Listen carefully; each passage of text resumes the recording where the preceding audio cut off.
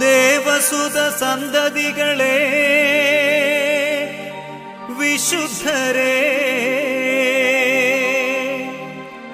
ദേവപുരവാസികളോടെന്നു ചേർന്നിടും.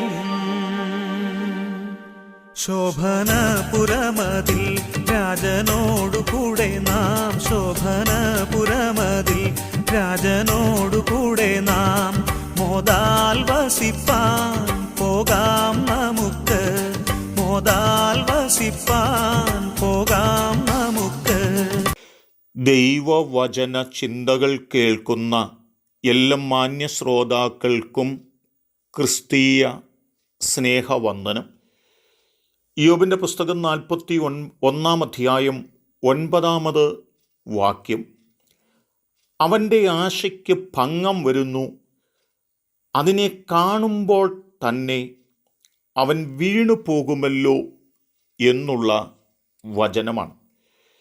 ഇതിൻ്റെ രണ്ടാമത് ഭാഗം നാം പരിശോധിച്ചു നോക്കുമ്പോൾ പലപ്പോഴും ബലഹീനരായിട്ടുള്ള ആളുകൾ, ബലമില്ലാത്തതായ ആളുകൾ ബലവാന്മാരുടെ മുൻപിൽ വീണു പോകുന്ന, തകർന്നു പോകുന്ന പശ്ചാത്തലങ്ങളാണ് നാം കണ്ടുവരുന്നത് എന്ന് തന്നെയാണ്. ഭൂമിയിൽ എവിടേക്ക് നാം ഒന്ന് നോക്കുകയാണെങ്കിലും ബലവാന്മാരും ശ്രേഷ്ഠന്മാരും ഉന്നതന്മാരും ഒക്കെ എല്ലാ മണ്ഡലങ്ങളിലും ജയിക്കപ്പെടുകയാണ്. അവരുടെ കൈകളിൽ തെറ്റുകളും കുറ്റങ്ങളും വീഴ്ചകളും താഴ്ചകളും ഒക്കെ ഭവിക്കുമ്പോഴും അവർ വിജയാളികളായി മുൻപോട്ട് പോകുകയും പാവങ്ങളായ നിരപരാധികളായ സാധുക്കളായ ആളുകൾ അവരുടെ ബലഹീനത നിമിത്തം അവർ തകർന്നു വീഴുകയും ചെയ്യുന്നതായ കാഴ്ചകൾ നാം കാണുക തന്നെയാണ്.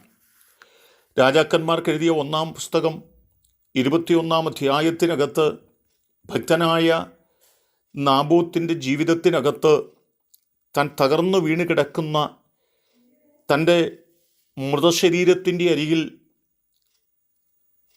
രക്തം ചിതറിക്കിടക്കുന്ന ആ കാഴ്ചകളൊക്കെ നാം കാണുമ്പോൾ യഥാർത്ഥത്തിൽ തൻ്റെ എതിർഭാഗത്ത് നിൽക്കുന്ന ആഹാബിനോളം അല്ലെങ്കിൽ ഇസബേലിനോളം ബലശാലി അല്ല നാബോത്ത് എന്നതുകൊണ്ടാണ് നാബോത്തിൻ്റെ ജീവിതത്തിനകത്ത് വീഴ്ചകൾ ഭവിച്ചിരിക്കുന്നത്, തകർച്ചകൾ സംഭവിക്കപ്പെട്ടിരിക്കുന്നത് എന്ന് പറയാതിരിക്കാൻ സാധ്യമല്ല.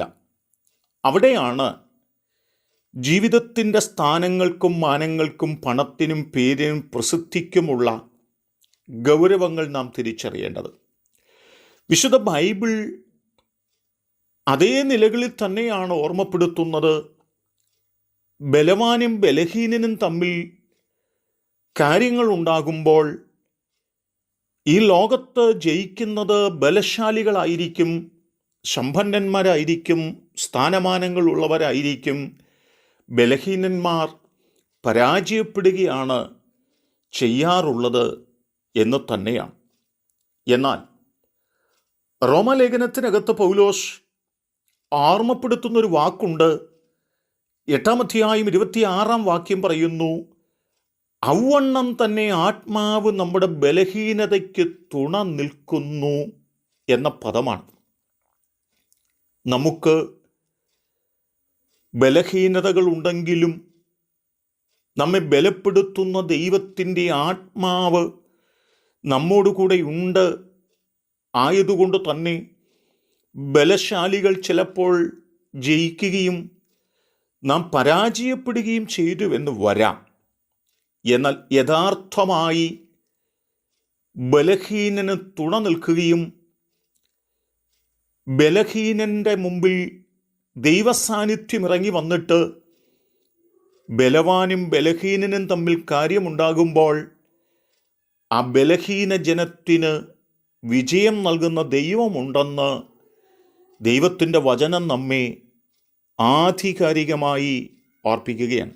എന്നെ കേൾക്കുന്നവരെ, നമുക്ക് ബലഹീനതയുണ്ടെങ്കിലും നമ്മെ ബലപ്പെടുത്തുന്ന ദൈവത്തിൽ വിശ്വസിക്കാം. ആ നിലകളിൽ നമുക്ക് ജയാളികളാകാം. അതിന് നമ്മെ സമർപ്പിക്കാൻ ദൈവം നമ്മെ സഹായിക്കട്ടെ. കരുണയുള്ള ദൈവമേ, നല്ല കർത്താവേ, ഞങ്ങൾക്ക് മറ്റുള്ളവരെ പോലെ ബലവാന്മാരല്ല എങ്കിലും ഞങ്ങളെ ബലപ്പെടുത്തുന്ന ദൈവസാന്നിധ്യത്തിനായി സ്തോത്രം. അങ്ങയുടെ കൃപ ഞങ്ങളുടെ കൂടെ ഇരിക്കണം. യേശു കർത്താവിൻ നാമത്തിൽ തന്നെ ആമേൻ.